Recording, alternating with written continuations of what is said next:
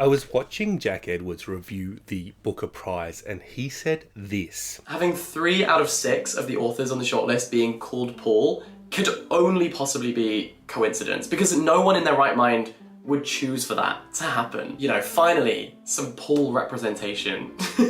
I'm not seeking to call Jack Edwards out with this video. He seems like a nice guy. He's basically a younger, more erudite, better groomed version of me. But that's a straw man argument. Take what has been said out of context and then disprove it. I'm not trying to cancel Jack or anything like that. He just clearly doesn't understand the issues. He's clearly mistaken. But if an intelligent person like Jack doesn't understand the issues, then I imagine a lot of people don't understand them, and maybe we should discuss them. People are pointing out that there are more people called Paul on the shortlist for this year's Booker Prize than there are women, and this is objectively true. 3 people called Paul is more than the 2 women on the shortlist. But nobody is seriously saying that the Booker Prize is biased towards people called Paul. Instead, what they're saying is that this has happened with authors called Paul, and maybe it could happen with authors called Peter, Stephen, or James, but it's unlikely to happen with authors called Jessica, Kate, or Sally. As an aside, there were more Pauls on this year's shortlist for the Booker than authors called Jessica, Kate, or Sally have ever been short or even longlisted in the entire history of the Booker Prize combined. This is an example of the Booker Prize favouring men, that the Booker Prize is gender biased. And bias is something we can calculate. It's maths. And maths, it doesn't care about politics or opinions. We should be solving this by pulling out a calculator and running some numbers. So that's what we're going to do in this video. If you want to fact check me, I'm going to use a combination of binomial distribution and confidence intervals. But before I do that, I want to quickly talk about why having a biased Booker Prize is bad. Some people will say,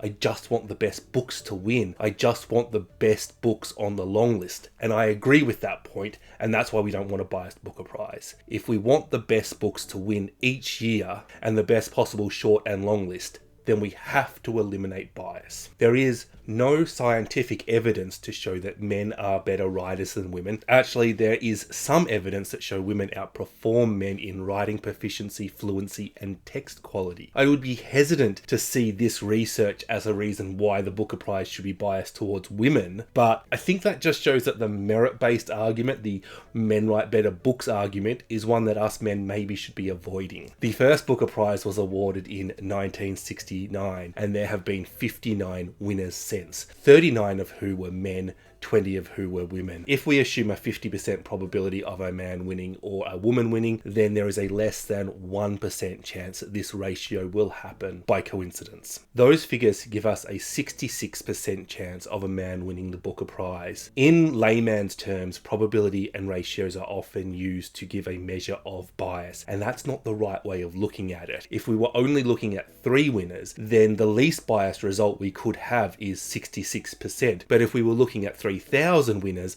then 66% is a clear sign of bias. And this is why we're going to work out the margin for error in that figure using a 95% confidence interval. I'm not going to go into the maths, but I'm just going to say that the margin for error on this 66% is 12%, meaning that the Booker Prize is at least 4% biased towards men and up to 28% biased. There you have it. The Booker Prize is biased, but this video isn't ending here, as you can no doubt tell. Those results are not actually a surprise. Most of us will be saying that women's rights and representations and opportunities have greatly improved since 1969, the year the Booker was first awarded. The results don't comment on where the bias is. For example, if for the first 20 years the Booker Prize was only open to men, but then opened up to women and had no bias after that, we would get the same bias in the result. We simply don't know if the bias measured is due to a historical bias, a current bias, or a combination. And we could address that by looking at more recent data and measuring the bias there. For example, the last 4 Booker Prizes have all been won by men, and that's certainly narrowing our dates. But 4 results is simply not enough data to draw a statistical significant conclusion from. The probability of 4 men winning in a row is 6.25%, 50%. If we look at the last 7 winners, 4 men and 3 women, that's a 50% probability. Then if we look at the last 11 winners,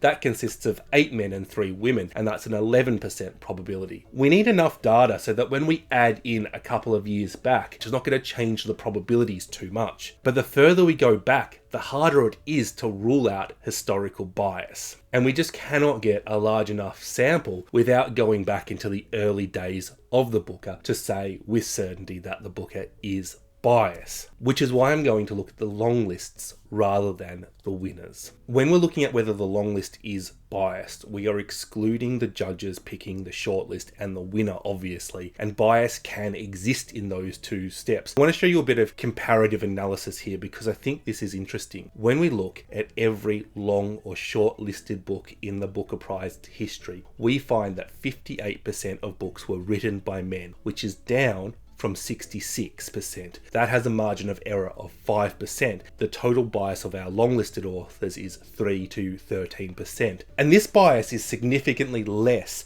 than the bias we see when we analyse the winner of the Booker Prize. The conclusion we can draw from this is that approximately half the bias we see exists between when the judges pick the long list and when the judges pick the winner. I want to note here that the change in ratio of authors long or shortlisted for the Booker Prize with various changes of rules and procedures is still only around the 1% mark. Analysing the last 194 long-listed authors takes us back to 2009 when Hilary Mantel's Wolf Hall won, and there is a bias of 7.73% towards men with a margin of error of 6.95%, which means that between 2009 and 2023 the long listing of authors on the Booker Prize is conclusively biased towards men. That's what the math says. Now, let's have the important conversation about this. When I say that the results are biased, I'm not passing judgment. I'm not saying that the Booker Prize is sexist. I'm saying that the process used to work out a long list and a winner can be mathematically shown to favour men more so than expected. I'm not analysing why that is. I'm not saying that the Booker Prize is consciously putting forward men. I'm not saying that there is some sort of patriarchal Illuminati controlling the world's largest book prize. If I thought those things were true, I wouldn't review the Booker Prize on this channel. I don't want to throw out the baby with the bathwater here. We need to have a society when we can have an honest dialogue and robust criticism of the things we love and not feel like this is an attack on those issues. I love the Booker Prize, but I want the Booker Prize to be better. So far I have assumed that men and women have a 50% distribution. That is, that men and women write the same amount of books. If instead of it being split 50-50, men wrote 57.73% of books, that would account for the bias. Now, this is not the case. Women publish more books than men, and that is true within the literary fiction genre. And actually, if we accounted for that, it would make the bias worse. But the Booker has no control over the ratio of books published by each gender, and I wanted to show you this as a really simple example of how the Booker can't control everything that could affect the bias. Looking at the Booker process, I would say that electing judges, receiving nominations from publishers, having the judges call in books, and deciding on a long list are clear points where bias could be added to the results. Specifically, I think receiving nominations from the publishers has a really good chance of bias, especially as most publishers have a relatively small number of nominees they could put forward. Dividing a 7.73% bias up into 4 different steps really shows us how little bias is needed in each step before the results become skewed. Do you really think that if you were judging and you had to read 150 books in 6 months, you would notice if you were reading 75 men or 77 men? Even if you did, 75 or 77, does that even seem significant? But small biases can quickly add up. There is an elephant in the room that I have yet to address. The Booker Prize may be biased towards men, but so too is the Booker International,